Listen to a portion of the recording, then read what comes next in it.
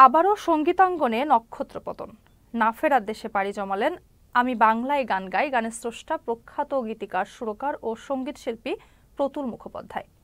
শনিবার সকালে কলকাতার SSKM হাসপাতালে চিকিৎসাধীন অবস্থায় মৃত্যু হয় বর্ষিয়ান এই শিল্পীর।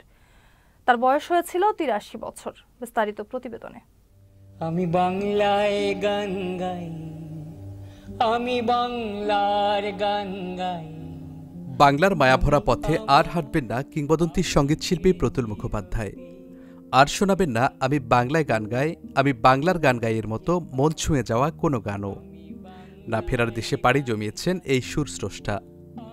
শনিবার সকালে বর্ষিয়ান এই শিল্পীর মৃত্যু হয় বলে জানিয়েছে ভারতের বিভিন্ন সংবাদ মাধ্যম।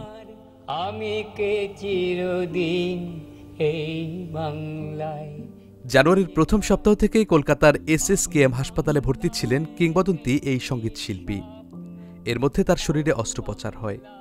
এরপর তার হার্ট অ্যাটাক হয় এবং আক্রান্ত হন নিউমোনিয়াতেও।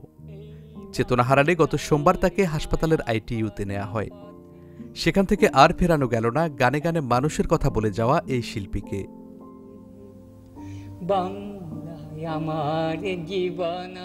1942 সালের 25 জুন অবিভক্ত বাংলার বরিশালে জন্মগ্রহণ করেন প্রতুল মুখোপাধ্যায়। দেশভাগের সময় সপরিবারে ভারতে পাড়ি জমান। ছোটবেলা থেকে নিজের লেখা গানে সুর দিতেন প্রতুল। তার অনেক সৃষ্টির মধ্যে আমি বাংলায় গান গাই গানটি বিশেষভাবে সমাদৃত।